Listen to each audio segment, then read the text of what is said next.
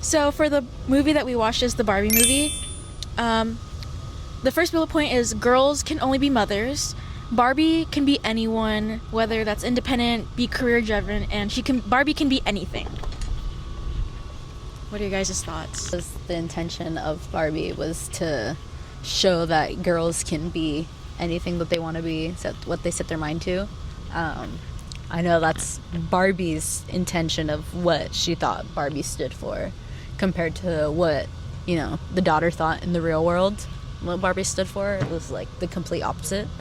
It portrays like a young girl's dream well, like that statement, because when you're little, you're like, they tell you, oh, you can be anything that you want as when you grow up. But then in the real world, or not in the real world, but as you get older, they're like, okay, choose something realistic now. Like, why do you want to be that way? And then they're like, oh, you have to also make time to be a mom as well.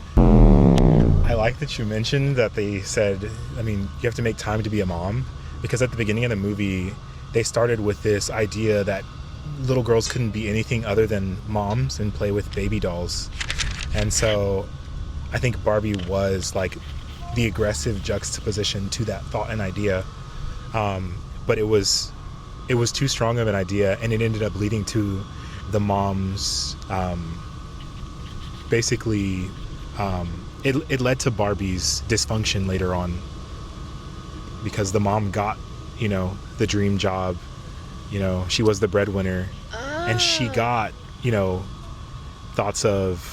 she had thoughts of death, and what was it, hemorrhoids, like cellulite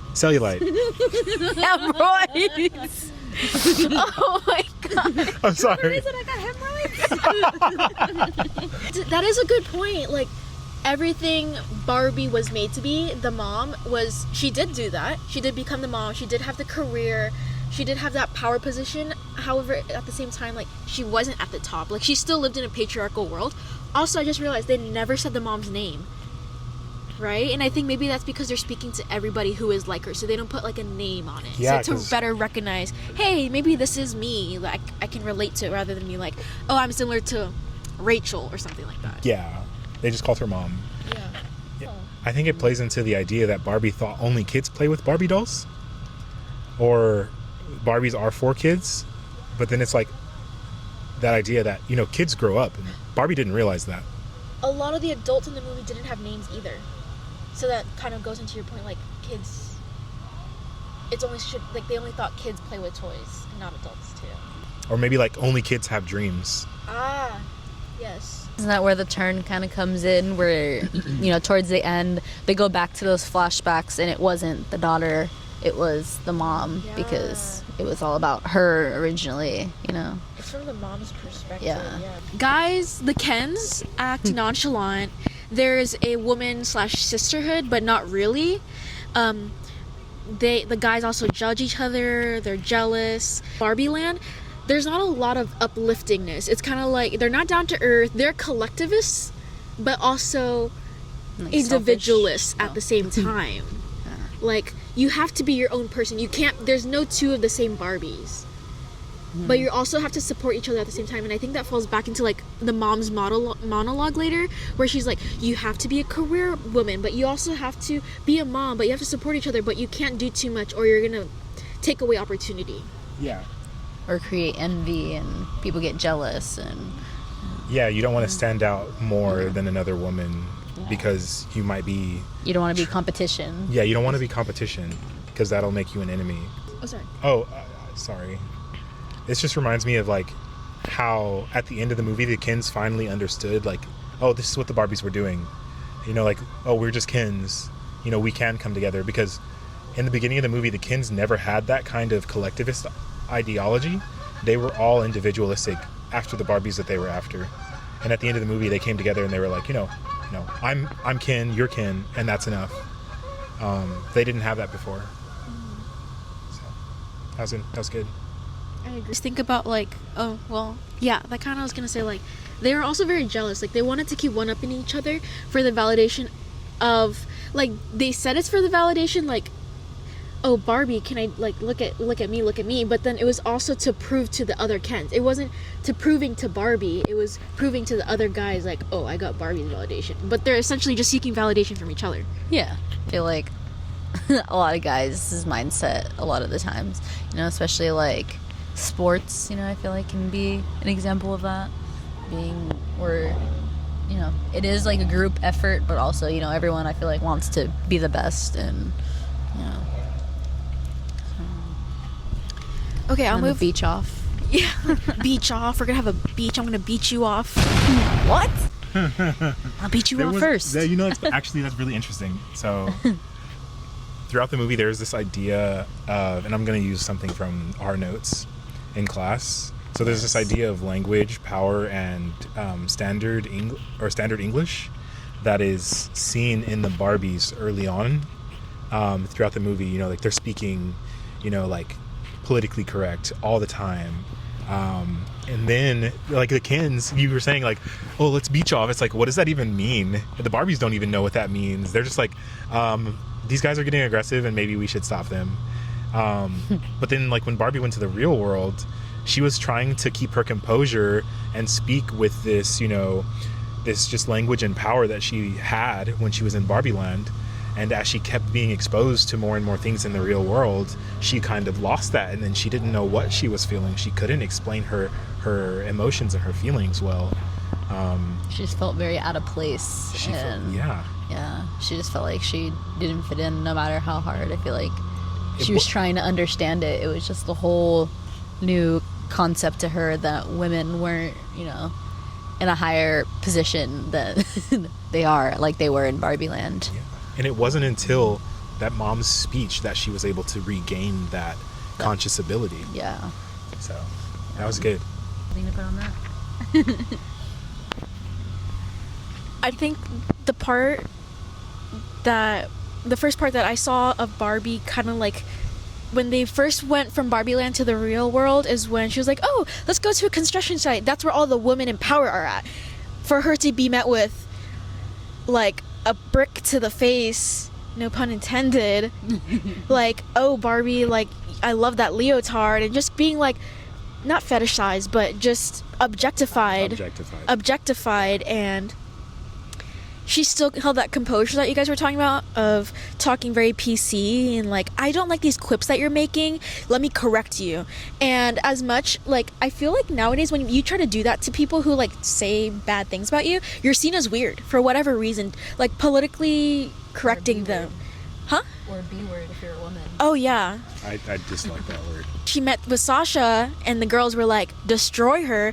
She was met with somebody who talked similarly but showed her a very different perspective, and it was from a girl, not a woman. And I think that's kind of like, oh, I'm feeling all these things. I think it hurts more for her because it's coming from a girl, because she revolved validation from other women rather from men, because she never had to get validation from men. I don't know if that made sense. Yeah. Mic drop. I would never wear heels if my feet were shaped this way. Men are objectified, and you have to fix your own issues. And then I'll move on to the next point. Their feet were always shaped the same way when they're like, oh, what's wrong with you? And she's like, my heels touch the ground. And they're like, oh my God, what is wrong with you? You're like weird Barbie now. So it's like, oh, if you're like they're like, the only malfunction I've had is my hair. No. So yeah, she was seen as malfunctioned because she didn't have, or because something was quote unquote wrong with her, because her feet were no longer pointed like the rest of the Barbies. So then, yeah, they get outcasted from the rest because they're no longer seen as perfect or, you know, ideal, I guess. In a way, you could say this is like an expression of nonverbal communication, that she's tired of this life. Yeah. Her body doesn't want to do it anymore. Mm-hmm. She tried to talk to them about it once when she was at the party, and she was like, has anybody ever thought about dying? And then they were like, they stopped the whole party, and then she was like, dying to dance all night. Yeah. And then because considering at the end she ends up living like in the human world, kind of, right, and like doing stuff within the human world, so kind of still going off that she didn't want to be there anymore. Yeah. There was she acceptance. She wanted to be a real girl. Mm-hmm. A personal experience of mine that I wanted to bring up in regards to how everybody looked at Barbie weird when she asked about death and her issues was, I remember like asking like certain friends or like bringing up certain issues like, oh, do you guys feel this way? And they're like, what the heck? Like, why do you want to talk about that? Or I would always think like, am I just more mature than everybody to think about these things, or is something wrong with me to think about these things? When in actuality, a lot of people went through with it, but they just don't know how to continue that conversation because nobody has the solution to those things at that age. Yeah. So it's like, oh, I'd rather avoid it than to try and think about it. So I would always like, okay, I don't want to think about anxiety. I don't want to think about therapy. I don't want to think about those things, even though I do, but nobody knows what to say. I feel like back to the if you're not the same, you're outcasted. I guess in Barbie's world, considering that, you know, Barbie itself is also like a white woman, I feel like it can go into that, you know, how like America has an emphasis on like Eurocentric features and stuff, and like if you're not a part of that, you're not quote unquote like beautiful or whatever. But you know, it's not just that. But like I feel like in this movie, it kind of I feel like it's kind of, you know, along those same lines of not having those same features or standards that all the Barbies are kind of held to and all that. The beauty standards that like women are held to in over here. I feel like that can also kind of just display that. I feel like I'm literally just reading out of my notes in the class. I mean, I feel like that's probably good for, you know, because we have to tie it to... Yeah, I'm literally just dropping definitions. Yeah. No, I mean, that's good. What we're talking about kind of reminds me of this idea of the unexamined identity. Mm-hmm. It's like, okay, even once Barbie started to realize, like, you know, something's wrong with her, she wasn't able to talk openly about it until... People started seeing it. So there was nonverbal signs. And then there's also this when the men took over and established patriarchy in Barbie land, there's this unexamined identity that the Barbies forgot who they were, and they didn't want to know. They said, I remember the president saying, this is much easier than being president. Like, I don't even want to think about what I was doing before. Like there was like a lack of awareness or interest in even there. Barbie, when she went to Weird Barbie, you know, she gave her the option to like, you can find out and, you know, fix this, or you can just act like nothing ever happened. And she's like, I want to act like nothing ever happened. And she's like, no, I just gave you the choice, so you felt like you had the choice to make yourself. She's like, I wanted you to feel like you had autonomy. Yeah, like, but they didn't want that. She just wanted to go back to normal and pretend like nothing ever happened. Part of like wanting to feel like if there's something wrong with you, you want to forget about that happening. I feel like that's common in the real world as well. Like if let's say in certain ethnic cultures, oh, I have depression. No, you're not. You're sad. You're not depressed. But I feel like depression is the boldened word of sadness. Like, you're really sad. You're sad to the point where you don't understand. It's like they're afraid of that label, and then that makes you an outcast. Even though it doesn't make you terrible or anything like that, any different. Yeah, I feel like going off on that, to tie that into personal life, I feel like on my Hispanic side, mental health is not really seen as like a real thing, you know? Like, I feel like especially some older generations, I feel like they've endured so much that, like, you know, they didn't really have a whole lot of stuff on mental health, so they just don't believe it's an actual thing. They just think, you know, you can just continuously push through it. But then it's also like, you know, mental health is a genetic thing, and it just keeps getting worse. And yeah, but I do know, yeah, a lot of cultures don't really take it into consideration, and yeah, that's, you know. I agree. And I think it's frustrating because there was something clearly wrong in Barbie world, but everybody wanted to avoid it. Another thing I wanted to mention is, as much as the real world balance or like having motherhood or parents was like talked about, they outcasted Midge a lot because she's pregnant. In Barbie land, there's no mother, there's no father, there's only individualism. Mm-hmm. There's a collectivism in the sense of success and your identity is. There was no balance. In the Barbie world, it was about success and identity, and then in the real world, it was like the stereotype gender roles. Would it also maybe play in, like, with them outcasting Midge's character, like, kind of shunning on motherhood a little bit too? Like, because, like, all the rest of the Barbies had, like, some high power or, like, more established career or whatever that they stood for. That today at 6 p.m. Okay, Professor Ramon, we had to change places because it was cold, it was windy, sun. There was just a lot of environmental errors we had to factor in, so we're here now at the administration building. And this is a podcast. You asked for a podcast, and that you shall have. Where did we leave off? We left off on... About Midge. Yes, Midge. Oh, right yeah. there. I would never wear heels. Yes, okay. Yeah, like Mattel was like, oh, I thought we discontinued you. Yes. And so I think I was trying to tie in this idea that it goes back to the beginning of the movie where they're kind of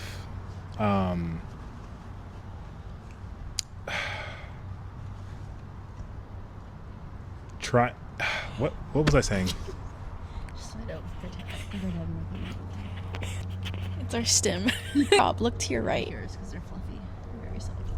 Oh, no. I was right Sorry. here. Look down to your Oh, the niece. No. I was just so I don't feel left out. What were we saying about like the beginning of the movie when we're like Midge is kind of like a representation of the beginning of the movie? Of motherhood. Yeah, Motherhood is not wanted in Barbie Land. Motherhood's not wanted and In it's reality, not though. praised. Yes, it's that hyper what was that? How did the video that you shared explain? It survival mode. They have to fight for their place, even though it's not against each other, but maybe it's an internal conflict Yeah, it's set of up by their success, society. wanting to be something. Yeah. Like stereotypical Barbie says, everybody has a role, but I'm not enough of anything. I think it's important to consider that even though women stand against the patriarchy in Barbie Land, they set up their own patriarchy. It just looks different. We see this with how, you know, if you don't fit in to their standards, you're outcast at the beginning of the movie. Like, you got Weird Barbie and you got Alan, who's like not a Ken and not a Barbie. No one seems to address that he's even existing except for, you know, stereotypical Barbie, because she's nice to everyone. Can stereotypical Barbie be a people pleaser? Can Alan be the person who's always tried to just... Maybe Alan was the one who's like, hey guys, there's an issue here. There's something different. I'm different. But nobody wanted to acknowledge it until stereotypical Barbie wanted to do something. Wait, reframe that for me. Alan and stereotypical Barbie were the ones that didn't really have a role and they stood out. Alan, like you said, is not a Ken, is not a Barbie, but he always was like, hey guys, you know, I want, like, let's escape, hey, I'm Alan. He was accepted, but he was never really acknowledged. I feel like he was the one who wanted to make that change, but nobody wanted to even hear him out until stereotypical Barbie wanted to make that change. But even then, she was still outcasted as well. I think the connection between Alan and stereotypical Barbie is that both of them are accepted, but they don't know why. Barbie didn't have a thing other than being stereotypical. But what does that mean? Like, she's not president? She doesn't have a job. She doesn't know where her income's coming from. She just knows that she's successful. You know? She knows that she's just a girl on top of her game, but, like, she doesn't know what that means. Is she the peacekeeper?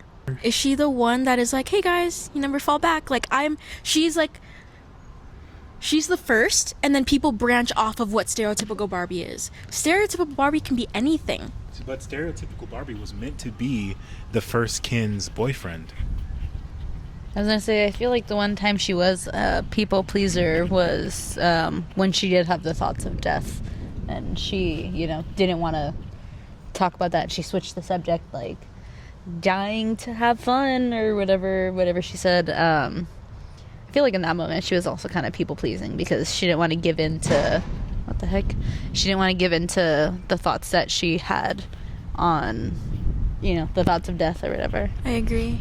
There's a lot of little nuances Yeah. that maybe we didn't, like, maybe you guys saw because you guys already, you watched it, that was your second time, and that was my first time watching it, so maybe there's some things where I'm like, I didn't pick up on that, but you guys did. Yeah. And, like, I feel like that's also, like, life. When you, like, live it like, when you go about it, you're like, okay, that happened. But then when you're forced to reflect on your experiences, you're like, oh, I didn't realize that I felt that way, and things like that. Fix certain issues. I mean, choose whatever. Like, we don't have to. Let's talk about how capitalism had an effect on why the women chose to act the way that they did. Because Barbie was modeled to be sold. It was an idea to be sold to women for capitalistic reasons. Women are one of the leading factors of commerce in the U.S. That's why I know it's important to, like, have women target for your demographic or whatever of everything, because, like, women are usually the ones who are going to be making the purchases, especially in household and stuff. Right. Like, women are usually the ones in charge of all that, like groceries, buying the clothes, buying the household things, because, Like the you know, unnecessary Amazon product. yeah. Well, they're necessary, but is it long-term or short-term? Is Barbie long-term or short-term? That just made me think.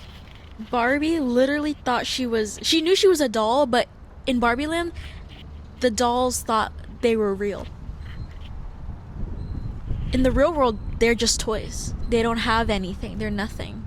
But in the real world, they kind of had, like, that humanistic world where it's like they have a routine. They have something that makes them feel happy and all those positive emotions. They feel jealousy. They feel embarrassment. They feel they want validation. Those are all very human feelings, except they're forced into that box of what they're sold and made to be. They know they're dolls, but they don't know that they're, like, toys. Like, I don't know if that made sense. Yes, you're right. In the movie, they portrayed the Barbies' mental stability and mental capacity to the children that played with them. Remember at the beginning of the movie when Barbie, like, floats down from her house, and they're like, oh, she doesn't need to go down the stairs. You know, Barbies are usually just picked up and carried down to where they need to be. And then so she just floats down to her car gently. And then the next time you see it, after she's having an existential crisis, like, she tries to float down from the top of her house and, like, falls, face plants. And so there's this, I guess, this idea of, I lost my train of thought. There's this idea, so I'm going to go off what I was saying already. There's this idea, like, you know, like, when Barbie falls off, she loses her ability to imagine that she's floating down because her mom loses that ability to imagine. She loses that imagination, and I think that's kind of, like, part of growing up. As a kid, this is going to be, like, my personal experience.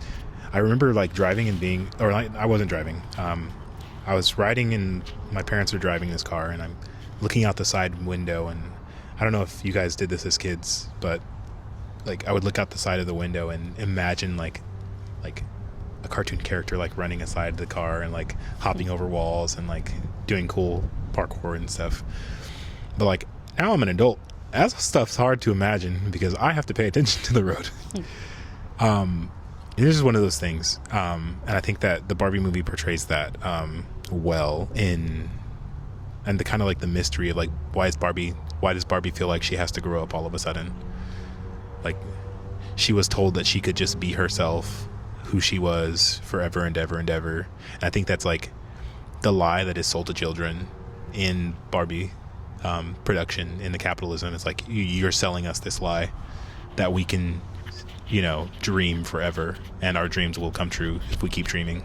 I agree, because when you're a kid, they tell you you can be anything you want, but and, like, oh, be yourself. But once you start being yourself as you grow older, you're like, ew, why are you acting like that? You're weird. You're cringe. You start being labeled as othered, as outcasted. Like, oh, why are you not acting normal? But the normal is, what is normal? Like so, like, it's also, like, environmentally, like, how do you act normal, but then you get outcasted in other spaces? Like, that would kind of then go into the quote where you're talking about, like, being brainwashed. Like, you're either ugly and brainwashed or, you know, pretty and whatever. You know, because she wanted to kind of, like, know a little bit more about... I can't remember the context of when that part was brought up, but outside of whatever everyone else is thinking. Because then I feel like you're kind of, like, looked at funny. She wanted to just know what was going on in the real world, but Sasha clocked her and was like, you were literally the reason why we hate ourselves. Yeah. And she's like, what? No, like, that's not... Because you can't... They also saw her in a physical way, like, oh, like, you're stupid. They even saw her in the blonde stereotype. Oh, you're this blonde white lady who is so naive about the world, and you think it can, like, all be going away because of this idea that we're all empowered, but she doesn't see herself outside of who she is, which is like, oh, I'm Barbie. This reminds me of, you know, like when we were kids, we would say the same phrase over and over again, or the same sentence over and over again, or we'd ask the same question, because we were still growing and learning. But, you know, Barbies were made for kids. And so in this movie, it kind of portrays that even though they look like adults, they're made for kids. And they have this sense of not understanding different conflict management styles. Beginning of the movie, all the Barbies use the same conflict management style, and anyone who didn't use that conflict management style was othered. You're either a Barbie or a Ken, or you're Alan or you're Weird Barbie. Sometimes Midge. And I think, like, you know, like when you're a kid and you're like, you're constantly, you know, let me think of a conflict management style from my childhood that I used often. Midge be the team parent. Team parent? Whoa. That's a big maybe. Because in the adult world, being a parent is normal, but maybe they all felt really uncomfortable around Midge because she was made for kids, right? And they all have that kid mindset. Teen parent. It could be like, oh, you're a little too taboo. We don't want to talk about that. Adults don't want to talk about that. It could be why is Midge pregnant? Why does Midge's belly look like that, Mom? And is like, Mom's not ready to have this conversation at 6 and 7. But it's probably better to have it when the kid asks, at least a little bit, and expand on it as they grow. But Midge was probably discontinued because of the uncomfortability that came with that topic. Because I think the most comfortable change that they were comfortable talking about is career change. Because, like, they're like, oh, like, when I mean career change, I mean, like, anything that changes in their life. Oh, you're climbing up the ladder, you're successful, you're part of the Supreme Court, you're the president, you're an astronaut. Oh, your hair is malfunctioning. Oh, you don't know how to play volleyball, you don't, you know, anything that is out of, like, is an abnormity is like, what the heck, like, let's not talk about that, let's avoid that. Like, that's uncomfortable, that's taboo. And I think, like, that plays into a lot of things, like I said earlier, like the depression, the teen pregnancy, all that stuff. Like, it's uncomfortable to talk about, but it's a thing. It's just avoided. And we can go on about Midge for days. Midge is the character that we didn't emphasize on. Also, there was the Barbies that were discontinued. The sugar daddy baby, the music guy. They only had lines and appeared when it was time to come to, hey, let's realize there's something messed up about our world. Yeah. No, this is my dog. His name is Sugar. And I'm his daddy. And I'm his... It's all run by women at any point. Once or maybe twice. It was founded by the woman. In their minds, like, their intentions were for, you know, little young girls and whatnot. And then I feel like, you know, that all changed once maybe the men were running it. And They don't know like, anything about kids. yeah, and what do the men really know about women? He said sometimes. Absent father figure. Ooh, wait. Who was the absent father figure? Cooking. Let her cook. Well, the men were kind of like in Mattel. They were I don't know, like fatherhood was ignored. Like also Sasha's dad, we all thought he was absent, but he literally was just there existing, learning Spanish. That girl is in her teen years and this man's barely learning Spanish. I think I commented on that. Yeah, you did. It's like how we talked about, it's having a parent who's still in your life, but are they really present? I think it's like this, it's upsetting to hear about this because it's like he was there. He was at home at some point while she was picking her daughter up from school and Just learning Spanish. and there's like these moments where it's like, is dad around? Is he not? And In the flashbacks, they don't show a dad. They're Is like- he a stepfather? right, and they're like, is he a stepfather? Okay, wait. Was he in his daughter's life when she was young like that? Like, why was mom only playing with daughter? Why wasn't... Was he the career-oriented parent in the beginning that allowed the mom and the daughter to connect? Then he later became at home but distant. Oh my gosh, sorry.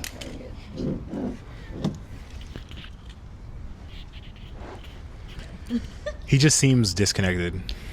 Low-key, I'm not going to say he's kind of like a Ken because we didn't get to see too much about him. But he kind of is. Well, we don't know that. He cared just about Spanish. Well, he wanted Like to Ken- try for his family. That says something. That is true. But trying so much that he becomes absent, too focused on change. Does his daughter even speak Spanish? I think she corrected his Spanish. No sabo? No sé. We're going to talk about how the Barbie movie each made us feel, and then how we can tie it into our lives. I think we should also talk about why we were able to react that way, and Yeah, because of how we interpreted the movie. Yeah. yeah. Okay, so I have watched this movie. This is my second time watching it. First time, I cried just as much, but I cried throughout pretty much the whole thing because I feel like it just really touches on the issues that like women face in reality. And there's, for me, yeah, I feel like there's definitely a lot of moments in my life where I feel like I just didn't really fit in because of, you know, for example, I have colored hair and I have piercings. I feel like that already is looked upon, you know, I feel like a certain way, especially if people have certain views on it, like personal views or cultural views. Like some people are for it, some people are against it. So I feel like there's been times where I feel like I've been just felt like an outcast because I have a little more like alternative look. Same with even when I feel like shaved my head. I think I've mentioned it in like concept capsule before, where yeah, I was just like shamed for having no hair, and because people they terrible. just assumed. It was just funny at that time because it was just super weird and random. But I think there's also, I have a lot of like mommy issues, so I feel like that also kind of ties into the movie for me because I feel like, I don't know, the girl's relationship with her mom, it's a very complex relationship, and like I said, I feel like when we were watching the movie, I feel like she looks kind of like a younger mom, so I feel like I just kind of related to that in a sense. And then also I feel like, yeah, dealing with like insecurities and mental health, you know, having those similar thoughts of death at some point, you know, like, and I feel like I've definitely been that person where I'll bring up something really dark and honest like in the middle of, you know, a conversation or so, and then people all look at me funny and I'm like just kidding, you know, like never mind. Next subject. And I feel like that's just, yeah, really. I think that I loved watching this movie and I loved analyzing it. I remember mentioning this yesterday. I love watching the movie and like analyzing what hurts people, so that I can kind of understand, hey, if I act this way, these are the results that may or may not occur. I like to think about it like, okay, I get that this is acting, but they're acting out quite real concepts here. Most of the concepts that got me more invested emotionally were concepts that had to deal with the masculinity portrayed in the movie, and how the relationships between the men and women were depicted in the movies. I spoke a lot about how the Kins were like children I would say honestly in the purest sense, because honestly the Kins were treated like either like boys or like, you know, a girlfriend's first boyfriend, like high school maybe boyfriend, maybe. There was that whole moment where the mom was like, oh, you have to remind them of their mom, but don't be their mom. And I'm like, ooh, you know, that's kind of crazy, because like that's something that subconsciously men look for in women, or at least I can't say whether or not that's an unstable thing that men look for in women. Subconsciously. I think women do that too, though. Like in my personal experience, they will or they won't look for a reflection of their father in their husband or their boyfriend or their partner. Franz theory or something. I don't know. There's this kind of dialogue between Barbie and Ken where it's like Ken needs Barbie's approval to do anything, you know, like a mom. Like a mom. He had to ask for permission to come to her night party. Yeah. And then once it was over, she was like, okay, shoo, like it's girls' night. And he was like, when can I see you again, or something like that. And she's just like, you know, I really don't want to talk about that right now. And so there's this like dismissive behavior of an unmasculine men, but Barbies don't want masculine men, or at least they don't know that they do. They want an Alan. They want an Alan, but they treat Alan like they treat Midge. And so did the Kins. The Kins treated Alan like one of the Barbies too. Like they made him do foot massages. There's this idea that like either walked all over or you're hyper masculine. And like the Barbies dealt with that too. It's like you're either walked all over or you're honestly you perform masculine. And that's what Barbie Land was before. And so kind of seeing that like in the movie, it's like those are the things that I gravitated to. Is like, how is masculinity presented? What is the correct amount of masculinity? When is it good? When do we need it? What kind of situations do we need it in? When is it overbearing?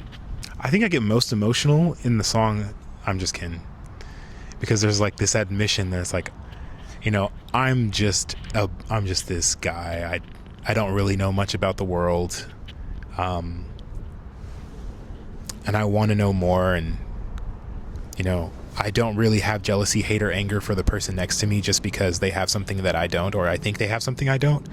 And I'm just going to accept my life as it is right now, and work to make it better, with community, with brotherhood, with bonding. And I get emotional in that because I'm like, if we had more of that, the whole plot of the movie probably wouldn't have happened. Like, Ken wouldn't have went outside of Barbie Land, you know, because he would have had his bros. But at the beginning of the movie, the guys were like, I bet she didn't even invite you on to go to this trip with her. You're supposed to be her boyfriend. Against each other. If they were like with each other, he would have had like the validation from them rather than seek validation from Barbie. And then Barbie was the only one giving him validation. Otherwise he was in competition with everyone. Just everyone. Everything was competition for them until that point in the movie. It's also like a simplification of like what could have happened in the real world. Like if everybody had validation and had a parent, like a 2-parent household, and had all those things that were like necessary to just be a better human being, it wouldn't have happened at all. We wouldn't be having this conversation. Yeah, true. Too true. I think the part that I got emotional quickly on was the cat calling immediately. Like you can see Barbie's. At this moment, I know Ramon is snacking on something. No. Why'd you look back? Ramon's right there. Oh, I heard her name. Not hi, Ramon. He's like too long. He has us in 2x speed right now. 2x speed. I probably would. Have everything in here. He just like clicks through. He's like, okay. You guys are still on the same topic about freaking Midge. Get over it. Get on with it. I want to talk about Barbie. Yeah, like Okay, yeah. So the catcalling, I think that got to me because Barbie was so confident even when she was scared. But when she got hit with all that, she was like, I don't appreciate that. And it just progressively kept kicking her down and further down till she was literally face planted on the floor back in Barbie land, getting hit with like, oh, this is patriarchy. Like, the world is messed up, but why is it? No, Barbie land is supposed to be perfect. Like, why is it changing? And I think like that was how I felt growing up. Like, wait, I thought growing up was supposed to feel like this. I thought high school was supposed to feel like this. But why does it feel like I just kept getting kicked down? Why do I feel different? Why do I feel scared and ashamed? And I think my first tears were seeing the flashback memory of the mom and Sasha. I think it was also like seeing what I feel like could have been for my mom and I when we were younger. Or when, I always, like, I saw myself as the only child. I had to play by myself. Making hearts felt a little challenging. I didn't have many people my age to have a community. And I wrote in my essay, like, I was a collectivist, yet internally I was an individualist, not because I wanted to. I craved that collectivism, but yeah, I had to just be an individualist. Like, just being born an only child, and then 11 years later I had a sister. So it was kind of like, it made me emotional in that way, thinking like the things I had gone through, and it's like, why do we have to go through that? Feeling of the complexities of being a woman, like Rob, like you said yesterday, there's so many standards a woman has to meet, but not many for a boy. So then we're like, we have too much, we're asking of too much, but in a guy's perspective, it's like, you're asking for too much, even if it may not apply to them, but it may always, like, they always think it's about them. But as a woman, you have to always think about the other person. Yeah, stand on it. What I said. Bring back etiquette for boys. Stand on that business. Back to the catcalling thing, because I've also experienced that, and it's not fun. But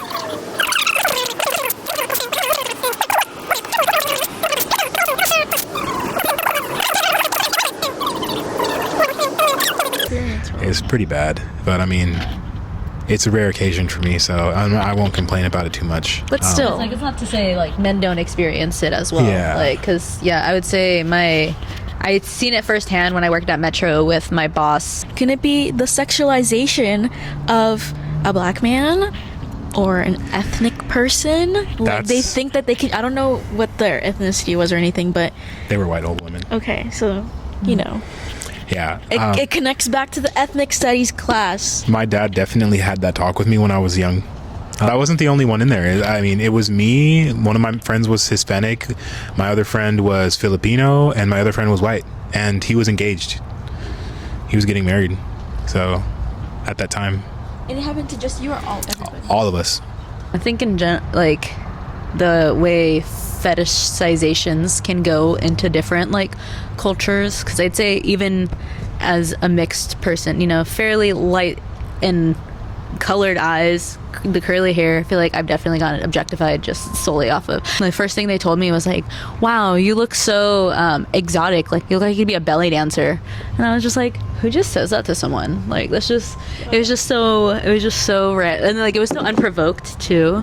And then I've had like other moments where people are also like saying just really weird things along the lines, or I feel like making assumptions of like how I became mixed, and then like inserting themselves, making really weird like remarks and whatnot. On that note, like, you just get objectified for anything. There was this person that I was friends with, and like I was like, they led me on, and they're like just a grade older than me, and I remember them saying to me like, it's always the innocent girls that are the freakiest, I bet you. And he was like, you're so innocent, but I bet you're freaky. And I'm like, let me just tell you what grade we were in, by the way. What grade was that? I was in 8th grade going into 9th grade, and he was already a 9th grader going into 10th grade. He would just say things, and I'm like, I don't think this is okay. Like, I didn't say that because I was like, I need to be submissive. I need to not say anything. People please. And, yes. Yeah. Not. Not at all. Yeah. And I get super weird comments too, like along the lines I feel similar to that of with my piercings. As Rob said, all my piercings are visibly where you can see it. Like Same. that's you know, you don't need to be thinking about anywhere else. And people like will associate piercings with being a freak too. And it's like, well, not yes, you know? but like yes, I understand. And it's crazy because like I said earlier, like when I said some cultures are for it, some are against. There's some cultures where they do, you know, piercings. Like there's a lot of like indigenous cultures and stuff that, you know, do piercings and stuff, and it's not a sexual thing. It's It's just, you know, Some places it is spiritual. Some places it's just jewelry. yeah, exactly. Yeah. And I feel like in my case, it's just for fun. yeah, it's You're just decorating your avatar. self-expression, yeah, and did them all myself. So I feel like for me, they're just like That's sick. little proud trophies of what I've done to my face. That's literally insane. As Rob said, train those wandering eyes.